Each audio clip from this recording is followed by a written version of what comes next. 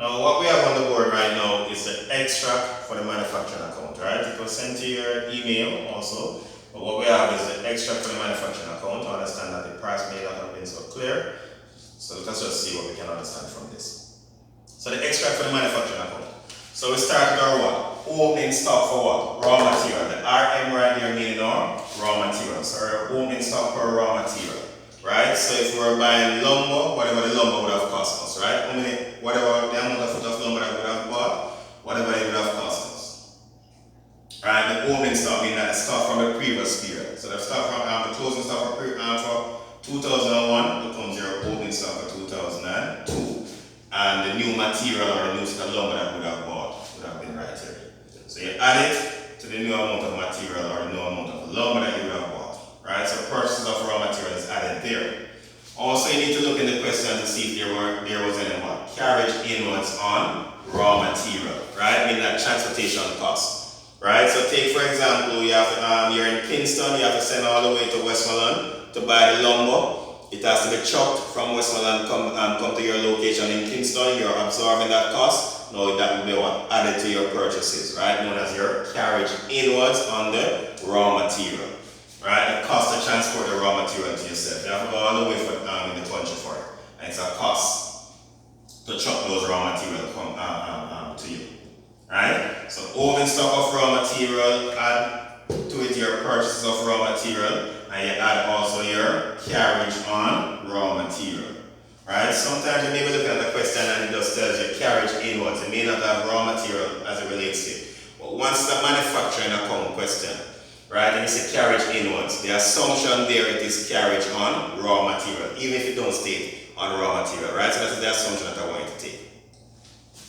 Next we have what? Return outwards, right? Next we have return outwards. Now the assumption is what you should also take as it relates to return outwards.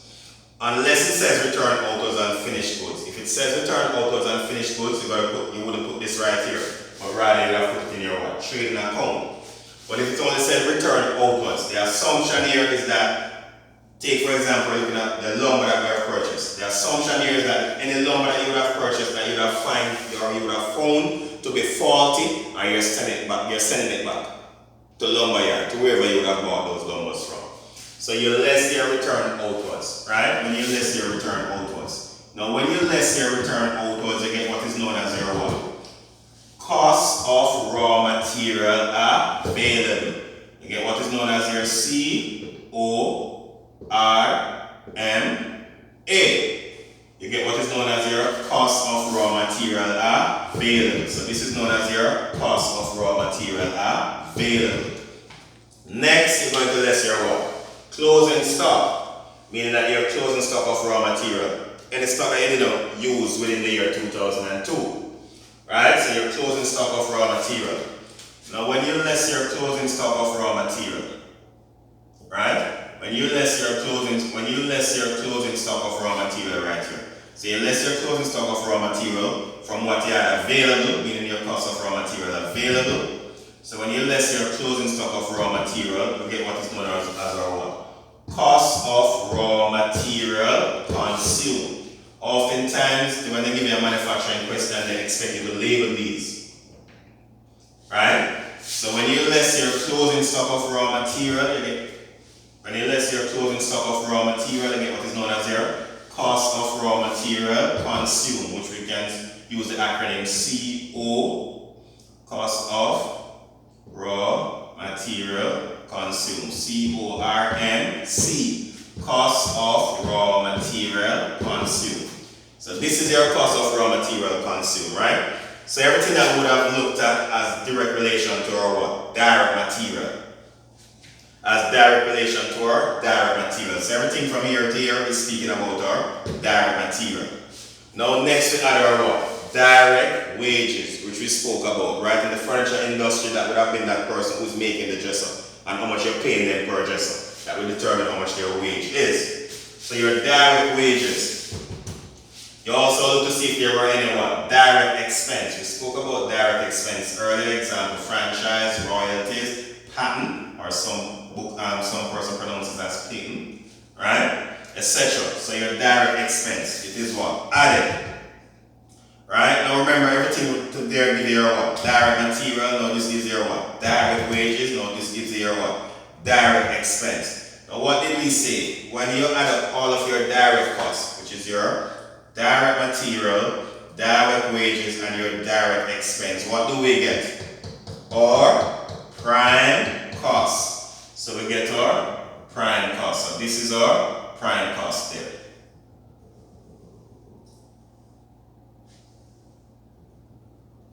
Right? This is our prime cost. So when you add up everything together, you get what is known as your prime cost. Now we move into what? We're going to what? Add our what? Factory overheads. We're going to add our factory overheads. Otherwise known as your what? Otherwise known as your indirect costs. So another name for your factory overheads is known as your indirect costs. So you're looking at any indirect costs, any cost that you would have incurred that you cannot easily trace it back to production, but you would have incurred those costs as a result of manufacturing those goods. So be it security costs, be it rental, be it utilities, right? Be it fluid. So you need to buy gas or gasoline or gas oil, right? To run the machineries or to put in the machineries. All of those are what? Indirect costs. So any costs associated with those would have been referred right here, right? So another name for your indirect costs. Another name for your indirect costs is your factory overheads, and these are just examples of those, not limited to these. So we have rent, we have utilities, we have wages, we have depreciation on equipment or machinery. Yeah, you could have had fluid costs, security costs, right? Any costs relating to the factory. They are not easily traced back to production, but you would have incurred those costs as a result of doing a year one, as a result of manufacturing the product. Right? As a result of manufacturing the product. What I also want to make reference to here and now, right? Oftentimes, because a company may be also doing trading, right? These very expense, right? These very expensive. So take for example rent. You may rent the location, and take for example you rent the location, right? All of this area right here. Let us also assume that all of this area represents 3/4 of the location, right? So all of this area right here represents the factory space. Now this area right here, which represents a quarter, right? Represents this area over here that represents a quarter. Let us assume that it represents the office space. Now it therefore means that if your rent for the year is 100,000, if your rent for the year is 100,000, what they're saying that what you're right, because the space that you occupy, the factory occupied 3/4 of the space. What you're supposed to do is find 3/4 of that 100,000. Now 3/4 of that 100,000 would have given us what? 75,000. So what it's saying that as it relates to the manufacturing side of the business, their portion of the rent is what? 75,000. Right? And the remaining 25,000 will go to your what? Trading. So it will be listed under your expense, where you have a regular expense. You're going to have what? Rent again. You're going to put what? A quarter of 100,000 to give you what? 25,000. So when you add both of the two, 75 relating to the manufacturing, and 25 represents the what? The office. Right? So you don't want to put the entire 100,000 because the factory did not incur a rent of 100,000, right? There were other space that the factory did not occupy, and it was occupied by the office. And it can go on and on for just about any of the expense, right? It could have been the same as it relates to utilities. Utilities, they could have given you a ratio, right? They could have, if they say to you that utilities, take for example, utilities is say 300,000. But the utility is shared 50-50 between the factory and the office. It therefore means that 50% of 300,000 give us what? 150. So 150 would have been incurred right here as the expense of utility. But you'll also find utility expense in your trading account, right? And that amount also would be what? 150 because you're sharing it what? 50-50 equal, right? Wages. Also, that could have been a portion, right? So you need to look out for those things. those things embedded with the accruals and prepayment, right? If there's accruals and prepayment as it relates to it, you make the adjustment for accruals and prepayment, then you would apportion it, right? Be it half, 3/4, whatever it is. You go by what the book says or what the example states. So I want you to understand that these very expenses, some of which could be apportioned, meaning that it could be shared between the factory and their office. Whatever belongs to the factory that has been included here. So let us go again. You have rent, you have utilities, you have wages, you have depreciation on equipment / machinery, right? You could have had fuel cost or fuel expense, right? You could have had security expense for guarding the factory, etc., etc., etc. All of those factory expense. Now, what you're supposed to do, this is one of the mistakes that so oftentimes students make. Notice what you're supposed to do. You're supposed to what? Add your factory overheads, or what we call our what? Indirect costs. Now I know you may be interpreting it to be your trading account. Do you know when you reach right here the trading account what you do? The trading account you would have what? Lesser expense, right? But you need to be mindful. In the manufacturing account you're doing what? You're adding your expense. Because the aim here is to get your total production cost. Is to get your total production cost, right? So whatever your production cost is, you're going to add them together. And let us assume that right here we had five. Take for example, if our prime cost here was 600,000. Now when we add all of our factory overheads, let us say that we add all of our factory overheads and it gives us 150. It therefore means that when you add these two, you're going to get what? 750. You would have had 750. Now, next of which you need to look to see if there's any what? Work in progress, right? So you look to see if there's any work in progress. Meaning that work in progress at the start, right? Work in progress at the start of the year. So the work in progress, what you're supposed to do, you're going to what? Add work in progress at start. Could be represented by WIP. So you add the work in progress at start. In other words, you add your opening work in progress. So, right, so if your opening work in progress was say 100,000, it therefore means that right here you're going to have what? 850. Right? You would have had 850 because your work in progress at the start was 100,000. Then next you need to see if there was any what? Closing work in progress, meaning that work in progress at the end. What would you do with it? You're going to less your work in progress at the end. Right? Your work in progress at the end. So you less your work in progress. Less work in progress at end.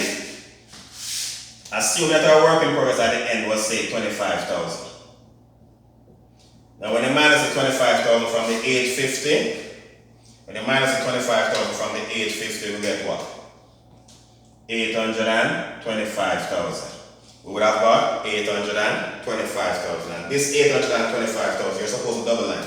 Pardon me as it relates to the space, when you double line this figure, right? That 825,000 is known as your what? Production cost. That is what is known as your production cost.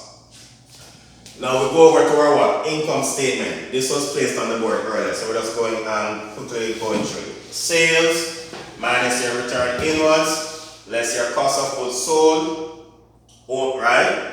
Under your cost of goods sold, you have opening stock and raw material, provided that there were any. If there was none class, you just simply move on to the next step. So if there were no opening stock of raw material, you look to see if there were what? Purchases. You move on to that step. If there were no purchases, you move right into the what? Production cost. Right? Then you do what? You less your what? Closing stock of finished goods. The closing stock that we speak about right here is closing stock of finished goods. Right? Then once you do so, you get your what is known as your what? Cost of goods sold. This cost of goods sold subtracted from your net sales give you your gross profit. And so you're able to calculate your gross profit.